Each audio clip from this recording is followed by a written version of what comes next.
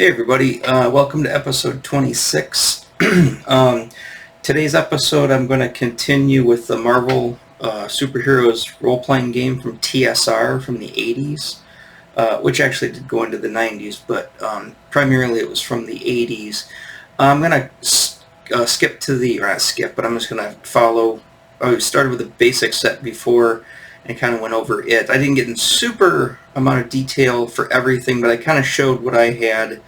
And I said a lot of my stuff I've converted over to PDFs because just to save space and to sell some of the stuff. But I've kept a lot of it because, I mean, it is pretty sentimental for me. But I'm going to move on to the advanced set, which was 1986. This is when I really got into the game. I mean, I was into the game from 84 a little bit. 85 I got into it more. But 86 is when I really got into the game, and especially 87. I mean, 87, I keep going back to that year. It's kind of like my two biggest years in the 80s was probably 1983 and 1987. So I'm going to get into that here.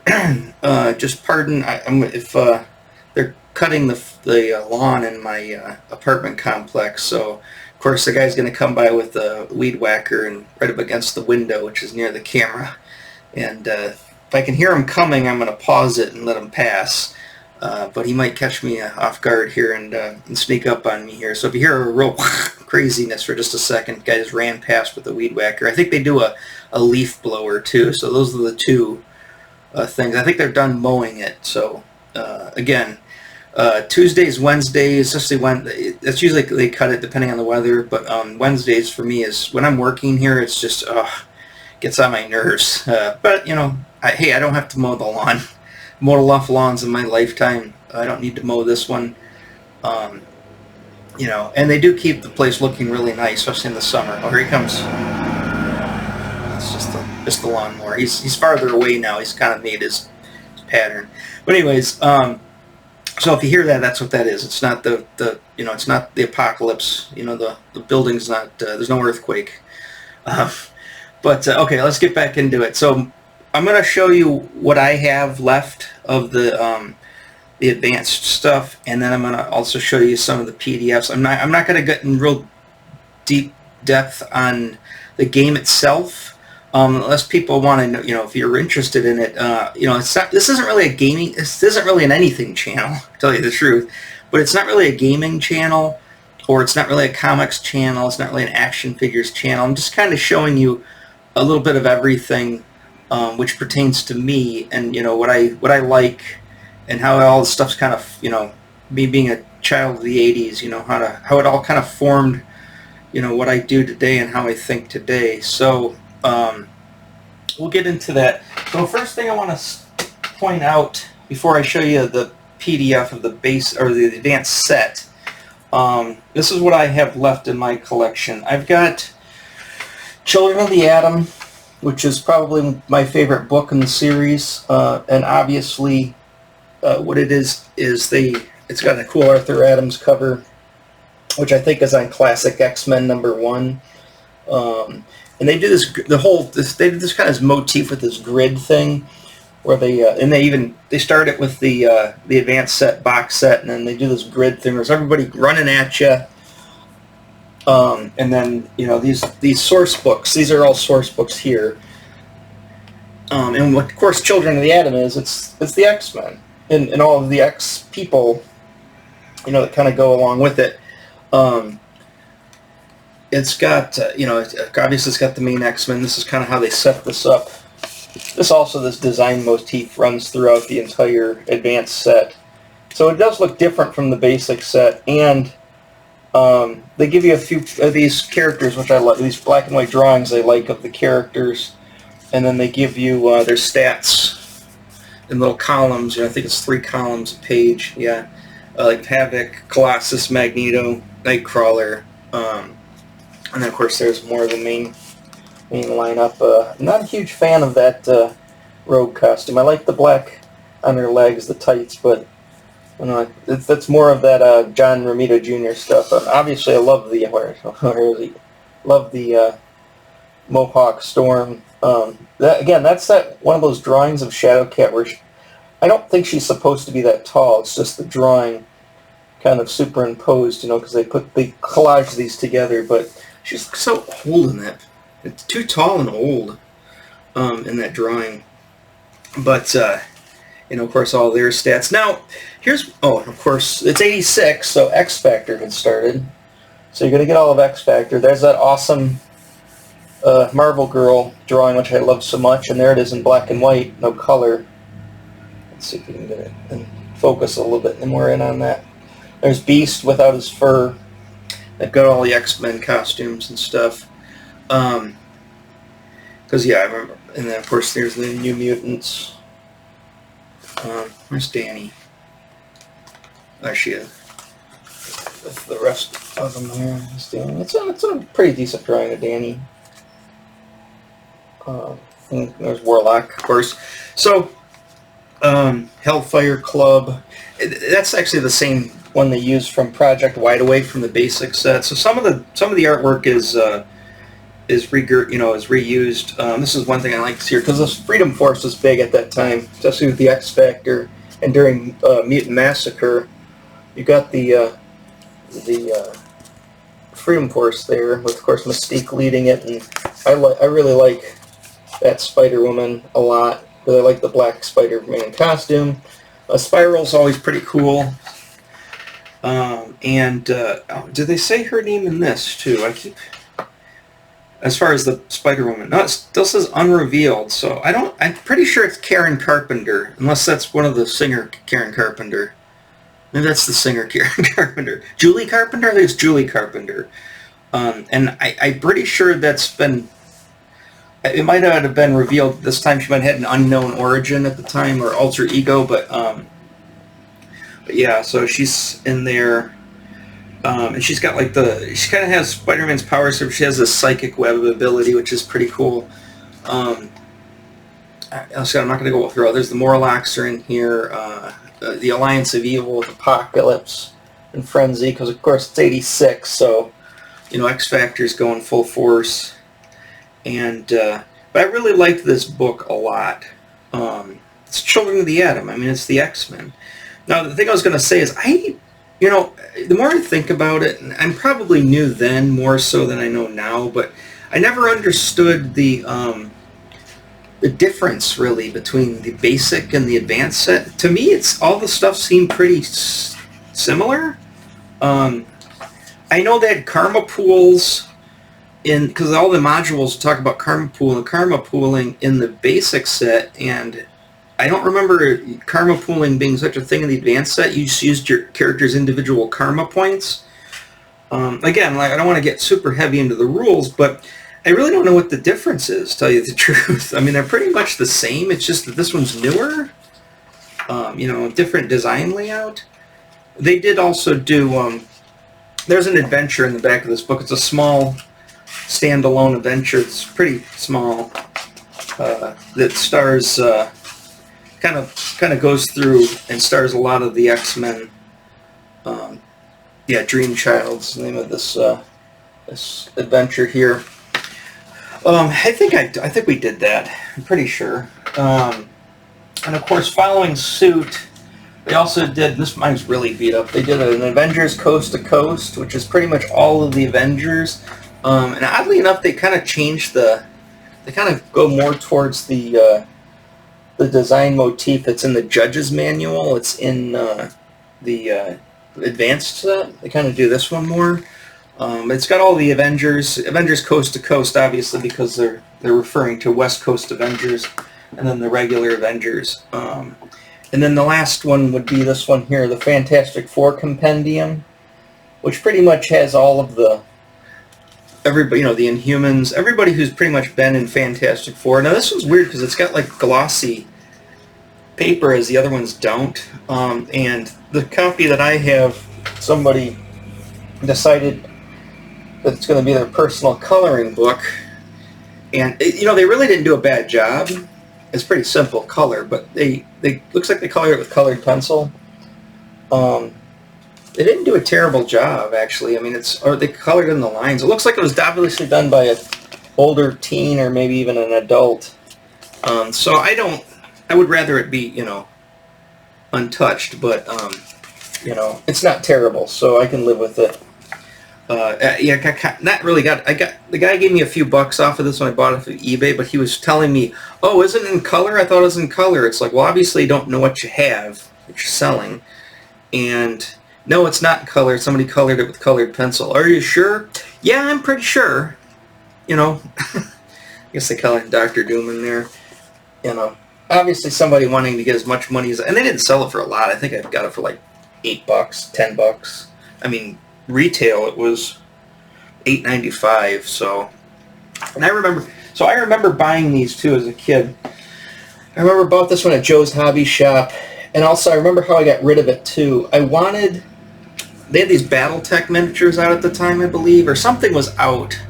Might have been when Warhammer 40,000 started to get into it. Something was out that I wanted, and I didn't have the money, but I had a bunch of books that were in great shape that I got from Joe's Hobby Shop. And they would, if you didn't have the receipt, they would take everything back in store credit, which is fine. It's because I didn't keep any of the receipts. So I took like a bunch of stuff that I had that I really wasn't using at the time.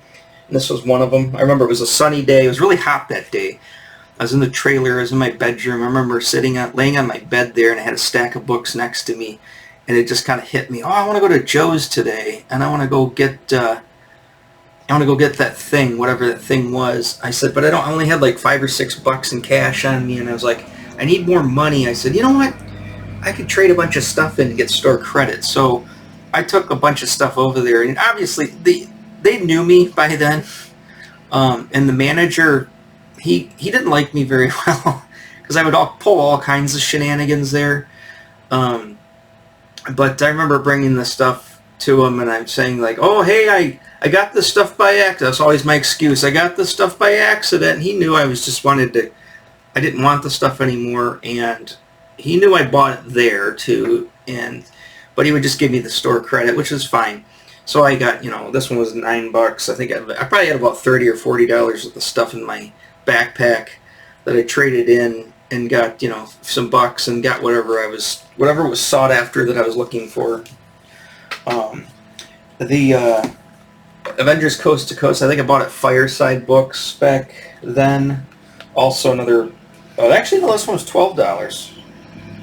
But I remember buying that and then Children of the Atom, I believe it was Joe's Hobby Shop. Yeah, I remember getting this one. And of course being my favorite one of the three. Because, I was all about the X-Men. I mean, I liked the Fantastic Four and I liked the Avengers, but, it's all about the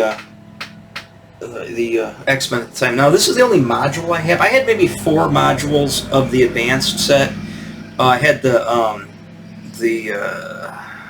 what was it called? Days of Future Past one, or something of Future Past, or Future Present, or whatever it was. It was a module starring the X-Men. And then I had this Fantastic Four one. This is the Avengers one, called Cosmos Cubed. And, I really, they had a map in it, just like, the other ones. The map, this whole thing comes apart. Like, here's the booklet. Here's your jacket, which it's got information on it, but you could also use it as a Game Master screen, put it up if you don't have, like, the judge's screen. And then here's the fold-out map, usually double-sided. Yes, it's double-sided. Wait, I gotta see what I haven't seen this in a while. What was that craziness on the back of this one? Oh, I think that's, is that Asgard? Looks like Asgard. Pretty sure. It would probably say right on it. Oh no, a map of, it's Atlantis. Oh, it's Atlantis? Yeah, that's right. I forgot Atlantis looks crazy like that. Great, now I gotta fold this thing back up. Yeah, so it was kind of like the original modules, the advanced modules. I just they weren't as visually appealing to me. You get an adventure book and a resource book in here. The adventure book obviously has the adventure in it, and it lays out the same. It goes through all the chapters of the adventure, and it'll give you, your, let's see, it gives you your summary. There he goes. Okay. I swear it's like they know it bothers me and they just do it. Of course, it's probably just my paranoia. But anyways, so you get like the summary, your starting area or where you're starting at. The encounter gives you a whole brief, or not brief, but a rundown of the encounter. Tells you what other NPCs are in it. Gives you some box text you'd read out loud to the players. Gives you some spot stats for some of the NPCs, and then it'll give you a karma award section here, and then it just goes on to the next chapter. And if there's a pertinent map or something, a visual aid in there. But like I said, it's heavy, dense text, and I don't know. I wasn't really a fan of how they laid out the pages. I like the heading that's in those other books, but God, are they just gonna keep going by my window? The courtyard is huge out there. I don't know why they have to keep stay so close to my window. But anyways, sorry, I was gonna pause it, but they go pretty quick. So yeah, there's the adventure book, and then here's the resource book. And obviously, it's usually characters. Like I think it's all the Inhumans. Oh, is that the Inhuman city? Is that what that was? I can't remember. I have to read it again. But yeah, I give you all the characters and stuff, some NPCs, and I mean they're all characters from the Marvel universe. So that would be the adventures. Like I said, this is the actual one that I have. I got PDFs of everything, of course, but I could print out one of the other modules if I need it, if I ran it, but I cannot find anybody who wants to play it. All the people down at the game store are pretty much, they're all young.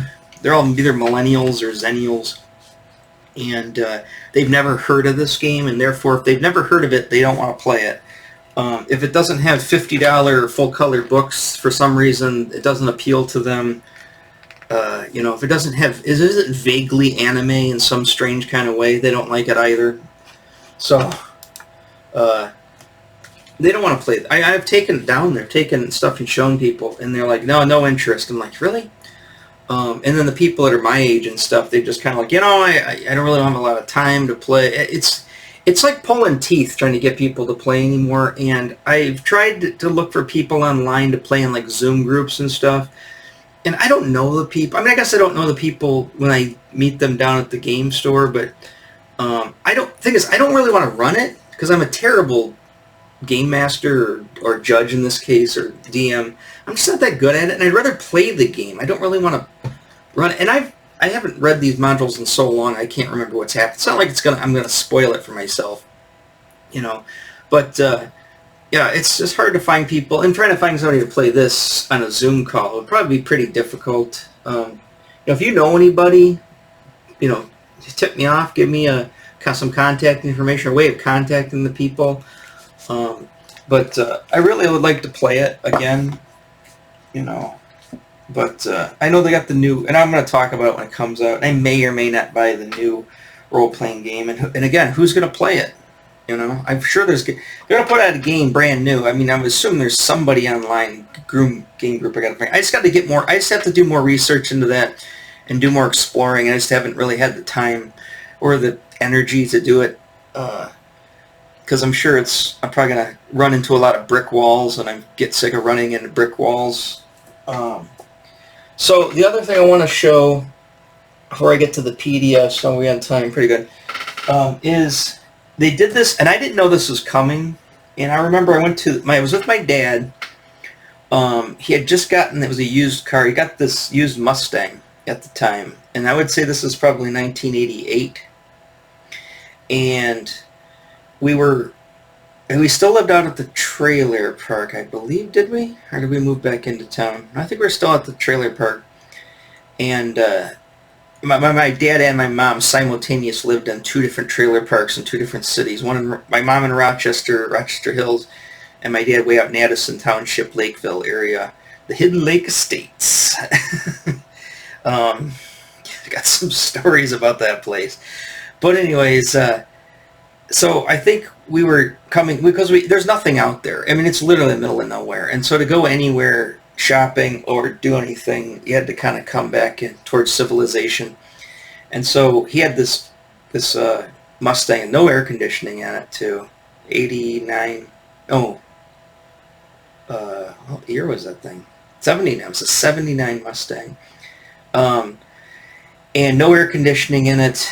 And I remember we came tooling into town, and we went over to Van Dyke. I think my dad was looking for something on Van Dyke, a card shop or something, and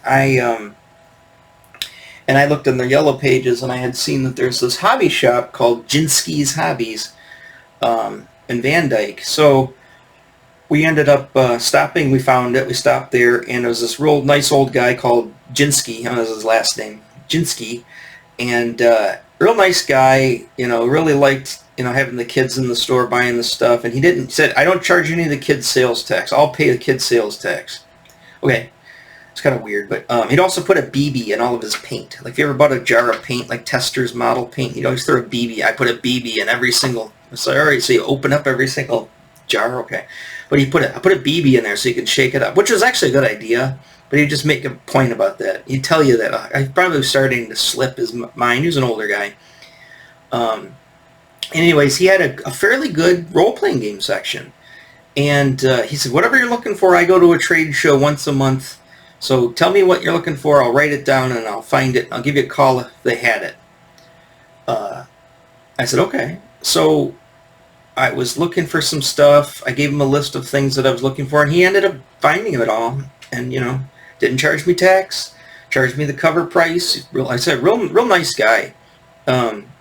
He's passed away, and the store's shut down probably shut down 20 years ago.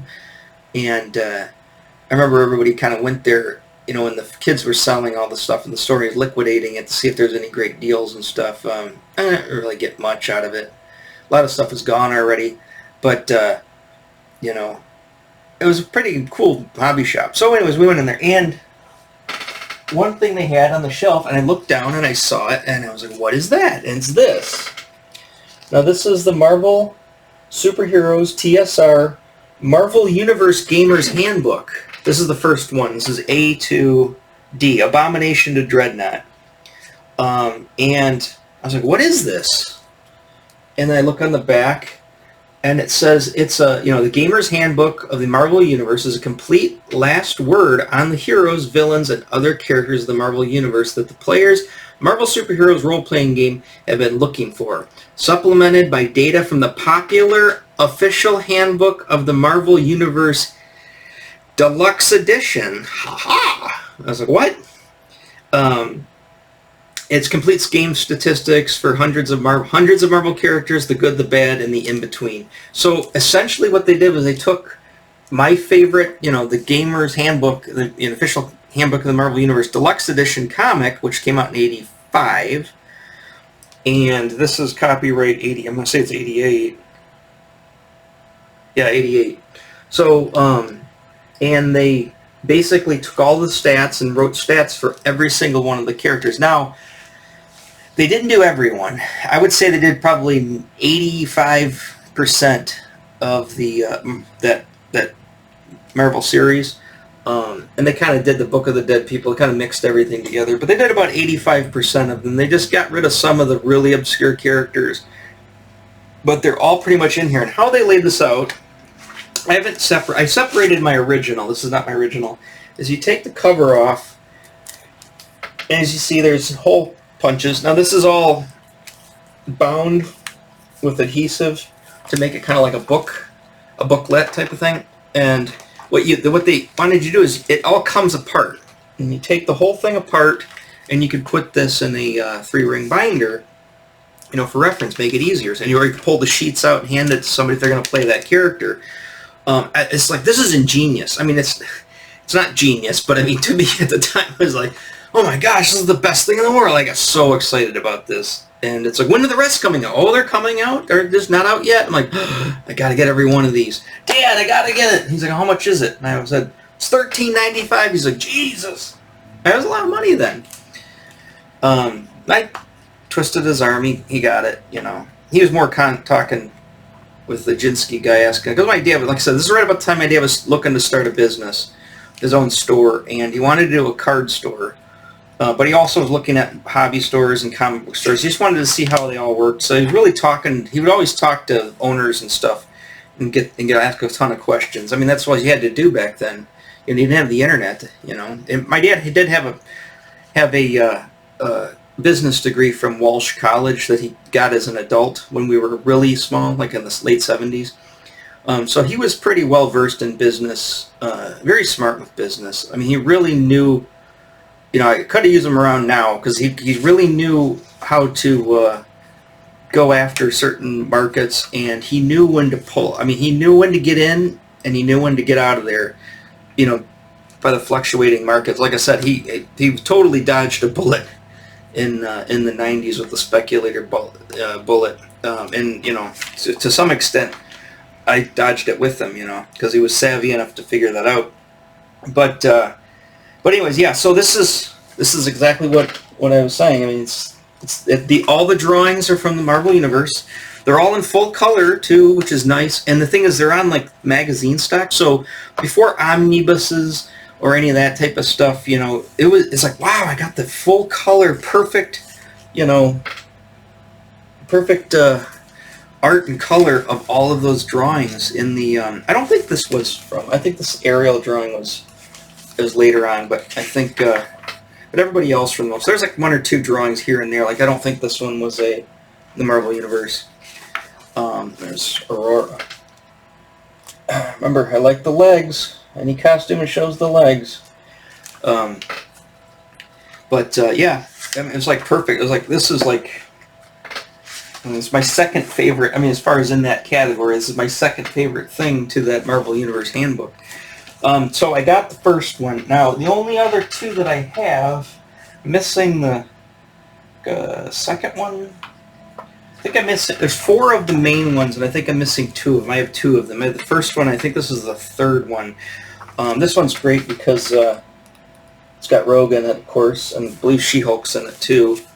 I think I missed the one with Marvel Girl. I mean, I had these as a kid, but like I said, they're long gone. So these are rebought. And this one, of course, isn't. I didn't separate this one either. Let's see if we can find there's that. Like I said, this one's it's an Arthur Adams drawing. This one's not so bad of Shadow Cat. But again, she seems a little tall, but I think it's in context. So if you were to superimpose that next to another drawing, you'd have to scale her down right. There's oops. Oh, let's give her a name here. God, it will not give her name. I guess at this time, I don't know when they revealed her real name, her alter ego. But there's Spiral. I'm obviously looking for She-Hulk and Rogue. Starfire, I think it passed where She-Hulk is. Pretty sure She-Hulk's in here. She's not?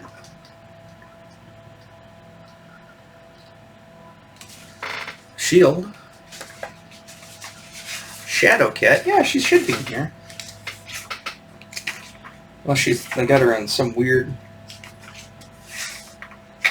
Shang-Chi.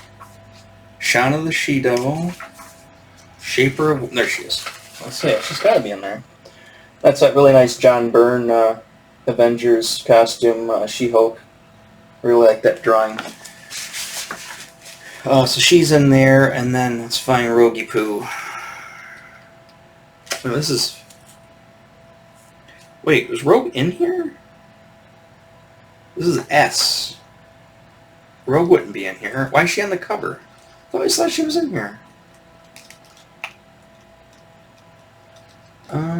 Because she's not in here. I thought they had the one with Rogue in it. Maybe not. Maybe it's the one with Punisher on the cover, which is the one right before this. I got the PDF of it, but I thought I had the physical copy of it. And also, because they're following suit, and again, this is awesome. I wish they would be so consistent these days with things. Is remember they had the 1 through 8 issue set of the Marvel Universe, the update for '89, the '89 update, which had a lot of the stuff that happened after like '87, obviously, '87, '88, '89. They came out with '89 character update. And it's got the gray Hulk on there because the Hulk was gray at the time. And again, awesome. They've got, you know, like here's a McFarlane. There's some McFarlane stuff in here. There's McFarlane Chameleon. I'm pretty sure the what do you call it? Garrock, the Petrified Man. There's Gateway, you know, from the Down Under X-Men. Pretty sure. Oh yeah. So they didn't have this. Well, see, these should have been the other one. They did the grapplers. There's Titania. Titania 1, not the Titania from Secret Wars, which was She-Hulk's, you know, buddy, quote unquote. But no, the original Titania from the grapplers. Just trying to see who they got. The Headmen in there, who were in that with Ruby Tuesday, who were in the She-Hulk John Byrne series, the Sensational She-Hulk. Yeah, there we go. There's a gray McFarlane Hulk. Because McFarlane was, I think he had done Hulk. I think he was on Spider-Man in 89. So, yeah, this was 89. This one came out. Megan from Excalibur. Excalibur had started in 89.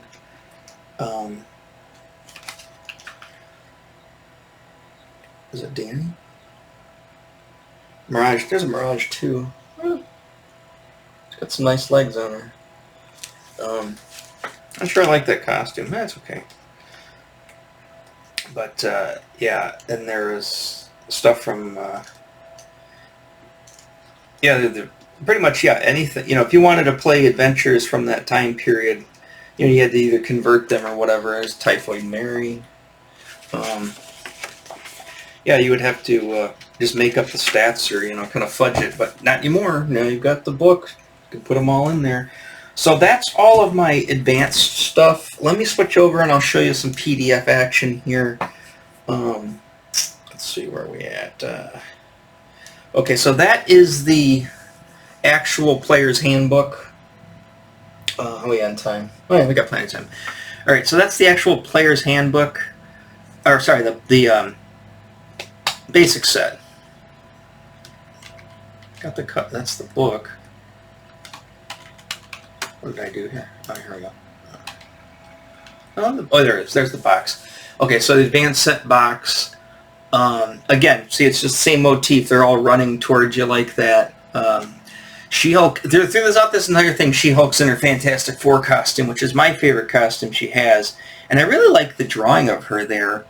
Like I said, one of the, you know, I obviously fell in love with She-Hulk because the John Byrne Fantastic Four, but in this book is actually part of it too, and I'll show you when we get to the character cards. There's a really nice drawing of her in the character cards, and she almost looks like, I can't remember the girl's name is, the actress who was in The Last Starfighter, played Mags. She's also in, what was that, like, B cult classic movie, Day of the,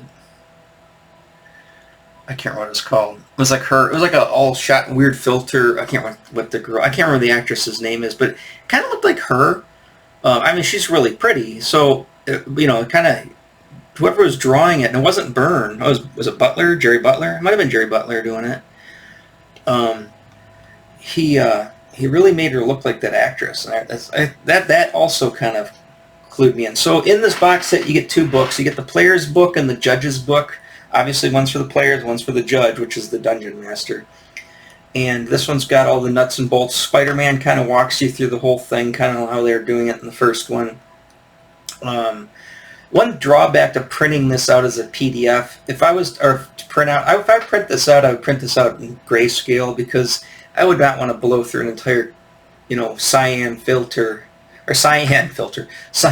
ink cartridge just to have this in color. I mean, that would be nice, but, you know, those things aren't cheap. So I would probably still do it in black and white, because the Children of the Atom's all in black and white. They don't have this blue. But that's She-Hulk in the Avengers. That's a what's his face? Sal Buscema, his brother Sal. John Buscema's brother Sal Buscema. That's a cover. I think it's a cover. Or it's from the inside. Maybe it's a splash page in one of his comics from the Avengers. Yeah, there she is again. I love that Fantastic Four costume. There's that okay drawing of Rogue. There's the paper bag Mr. Fantastic. And then, oops, sorry. So I guess it's advanced in that they give it expand. It's more of an expansion. It's not really an advanced version of. It's not like the first one was called the basic set. Oh, actually, I think it was basic, and this is advanced. I guess it's just more. They just added more to it. So the powers, the same way you generate the powers with the percentile die rolls to get your different power categories like movement, body control, yada yada yada, and then you go through and you can fine tune it by rolling a 10-sided die. If you're going to go random, or unless you just want to pick it, depends on whoever's being the GM at the time how stickler they are to the rules. But and then they go into the talents. I want to say that the basic set had ability scores for talents, as they don't have. So in talents, in the way it works in this set specifically is, let's say you're have a weapon skill, right? Like the Punisher, right? Well, I have a talent for guns, right? It gives you, I think it gives you one shift up on the universal table. I think that's how they worked it, as opposed to, that might be how it was in the basic set too. I thought they assigned a number to it at one point. See what happens when you don't play this game for a long time and you can't play it. You just forget a lot of those rules. Like I said, there's only so much storage in this thing right here, and I'm constantly maxing it out. I need a few more terabytes in my head. So we got here feat rolls. This is from Fantastic. It's a Byrne drawing from Fantastic Four. I like Byrne's She-Hulk, and I like this drawing. I think he always makes her legs a little too skinny, and his muscles and stuff, they're not as soft or rounded. I don't mind her muscles. I mean, especially like in her arms and stuff. He just draws her. I like the legs, and she's got bare green legs in this, but I don't know. He draws her legs a little odd, funky sometimes. But I mean, his faces look amazing. See, I'm assuming it's Byrne. That's a little more how I like it. Sorry. I don't want to creep anybody out, but I guess that's a foregone conclusion at this point. There's a fastball special down there. So it's, like I said, it's got good art in it. I don't mind the design layout of the book. He talks about death of what happens if the characters die, yada yada yada. And then it gives you your new karma list, summary listing on awarding karma.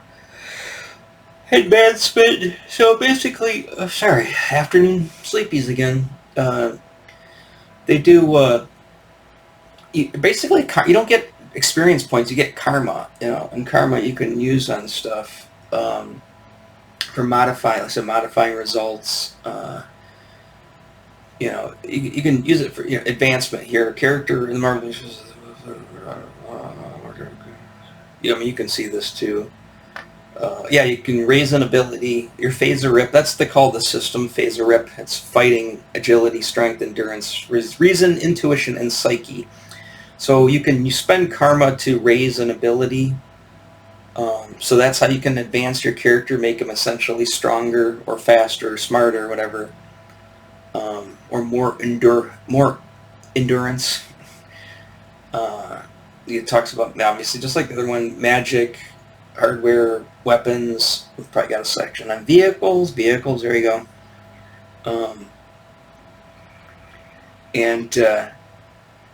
So that's the base. That's the Brownstone. Base of operation, headquarters, blah, blah, blah. So that's the first book for the most part. I'll show you real quick the... this is all like one long PDF. It's not broken up. I should break it up at some point because it is a little tedious. Okay, there's that drawing. It shows up on the character card, and that's perfect. They got her height perfect. She's 6'7", so you figure if Reed's about 5'11", 6 foot is right around there. She's like 5'6", 5'7". You got to think her hair's giant, right? It's the 80s, giant 80s here, but her head's probably right there. So yeah, she's about you know, 8 or 9 inches taller than Reed Richards. So she's not like, I think that when they did the TV show, they made her way too big. She's not that tall. She's not 7'7", 7'2", 7'5". She's 6'7". It's tall. It's tall for a woman, but it's not. She's not like this giant monster. Character sheet. Again, here's your. I don't know how many times I've made these, writing them out, drawn them out. I've done a lot of stuff with this game. I guess I should give you some background real quick. So, when this game came out, I didn't really pay attention as much. And I had art class. This would have been 1986, fall semester of 8th grade at West, before I switched over to Ruther. And I had, first semester of school. And I had Mr. Brooks for art class, for drawing. I had him for drawing this year, because I had him for like a basic art class. Now I have him for drawing specifically. And I had him first or second hour.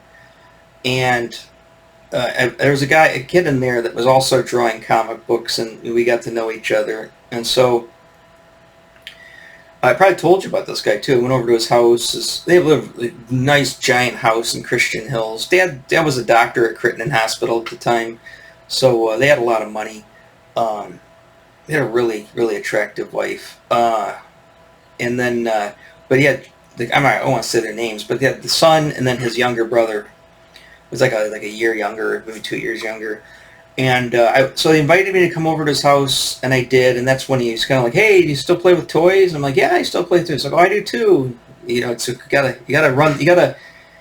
feel someone out. It's like, I don't know if I'm gonna start talking about this stuff. I don't want to get ostracized in school. So it's kind of like a secret, handshake, or a secret, code that you got to give if you still have toys or not. And so I said, "Yeah." And then he said, he goes, "You ever play Marvel Superheroes, the role-playing game?" And I said, "Yeah." I said, I haven't played it in a while." He says, "Have you played the new Advanced set?" And I go, "What are you talking about?" He said, "Yeah, there's a new Advanced set out." And I said, "Oh, okay." So, push it back on me so you can watch me yawn. I'll go back to this in just a second. But so he said, "Hey, come on over. I'll run you through start an adventure, and we'll make up a character." I said, "Okay." So I remember I made up this guy had fire generator. He's basically the Human Torch-ish, but he was a mutant, because I rolled him up as a mutant. And anyways, so I played for like a couple of hours until the parents had to take me home. Right, I think I stayed for dinner, and then they took me home after dinner. So then we played a little bit of the game, and then I ended up playing a little bit with him in school, in the library. Went back over to his house. He never came to my house, and it's weird. It's like I still have kind of some insecurities about my childhood. And I wasn't in the trailer park at the time, which was you had a very, stigma to that, which kind of hamstrung me in high school. But I'm still in junior high here. But it was West, and it was the rich end of town. And, they were from the richest sub it's not the richest sub now, but it was the richest sub then.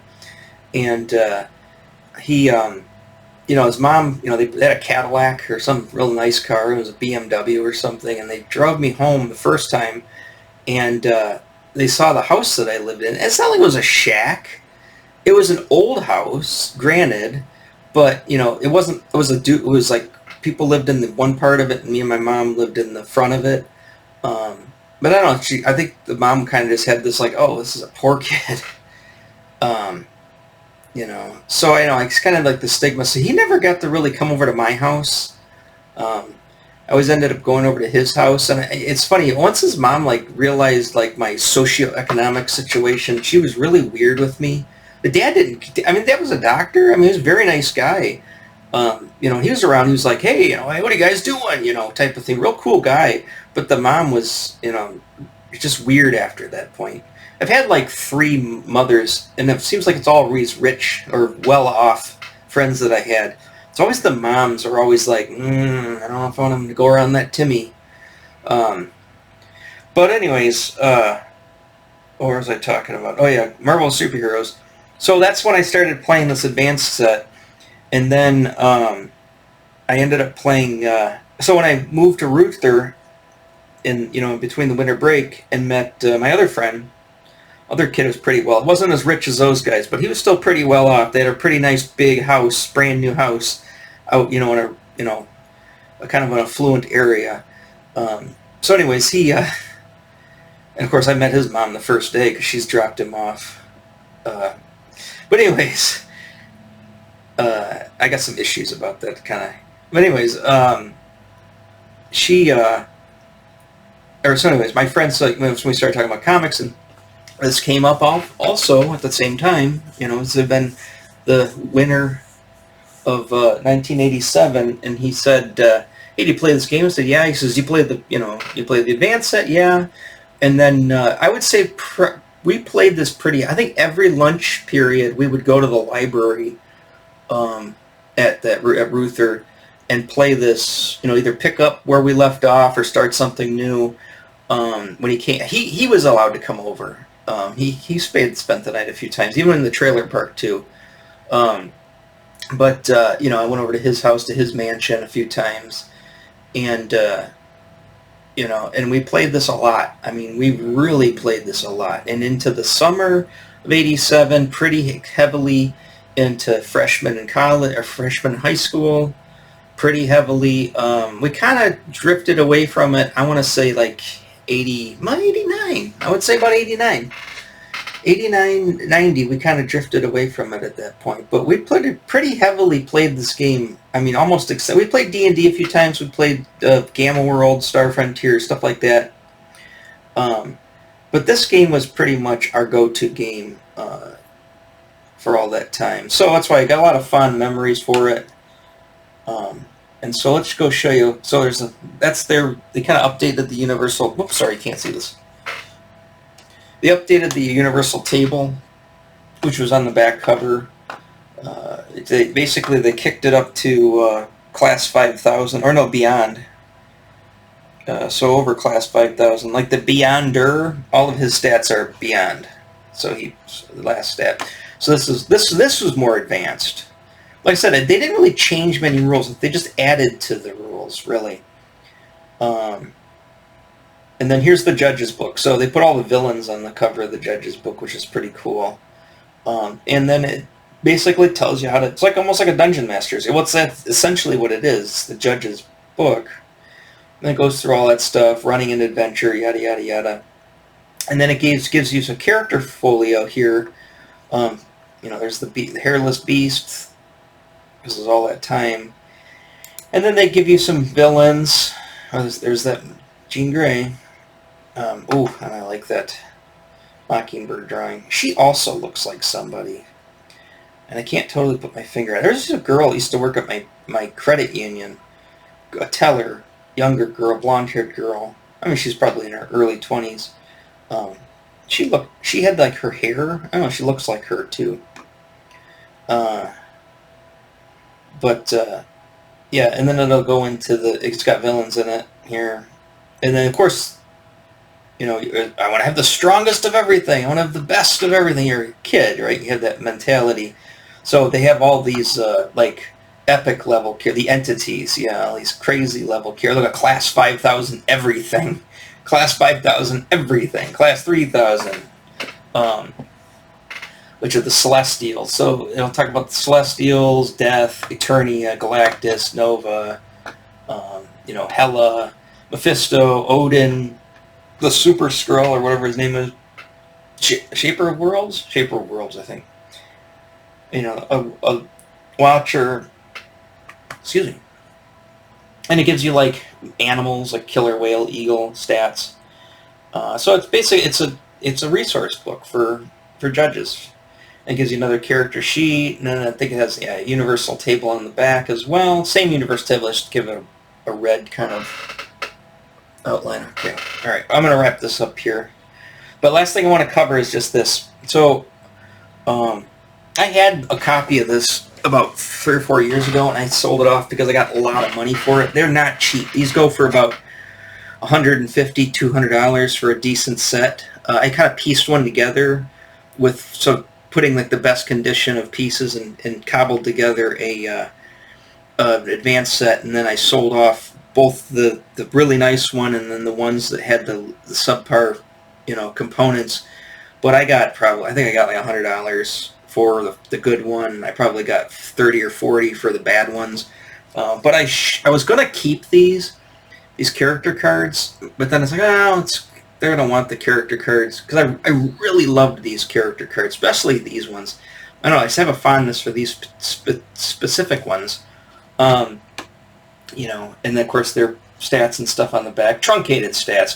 They don't go into super good detail. I mean, if you need the stats, you can go into the judge's book to look up their, most of their full stats. They also had these. Now, me and that friend, the newer friend from Ruther, we would use these to create our own characters all the time. And I remember, I think he drew on one of his, like right on it, which I thought was like, oh, what'd you do that for?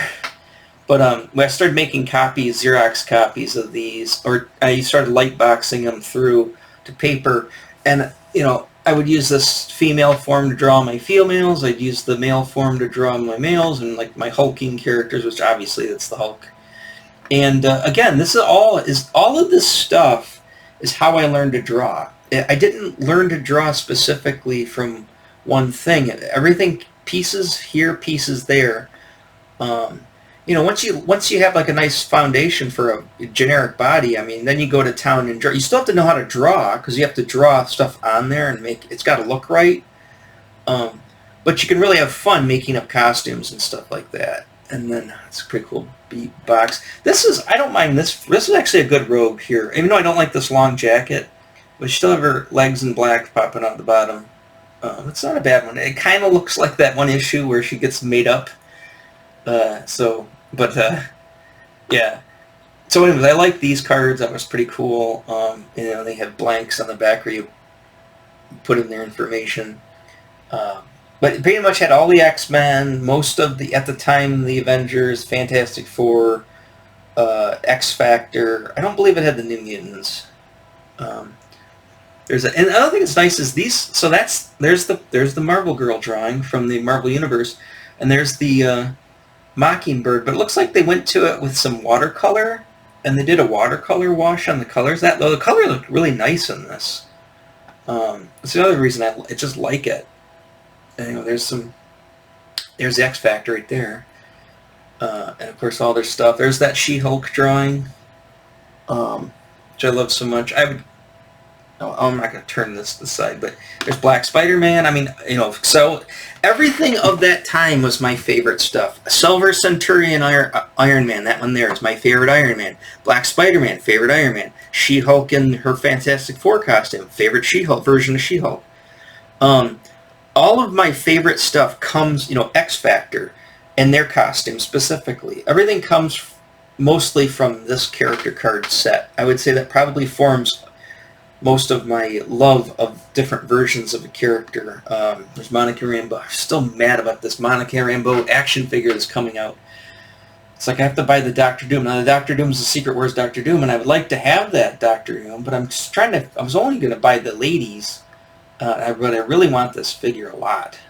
And it looks just like her. I mean, it looks just like this drawing. They didn't goof it at all. They also have a Mockingbird coming in with a Spider-Woman, blah, blah, blah. That's all coming in that set.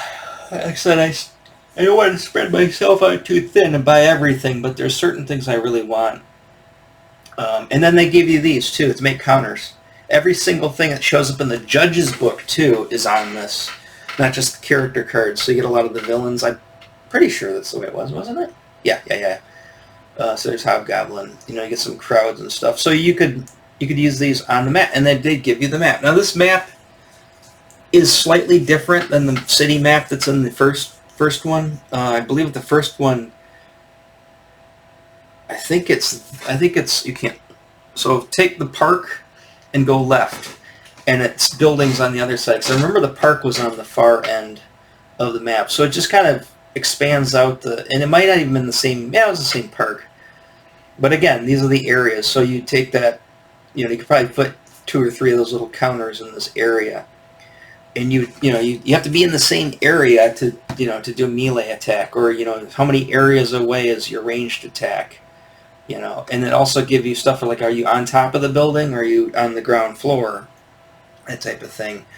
And then I think they count areas up too, like, so a building is so many areas tall, so if you have a ranged attack, you only have so much range. I think you get a modifier for aiming down, because obviously if you shoot something, it's going to go farther if it's got to hit the ground than shooting straight up. But yeah, and then they give you like a generic field with just some areas, interior stuff. This is I think this is for, I think there's a mini adventure in there, I think. And this is like a lair, secret lair, like a bad guy lair. Of course, then they have the little, it's Larry Elmore drawing.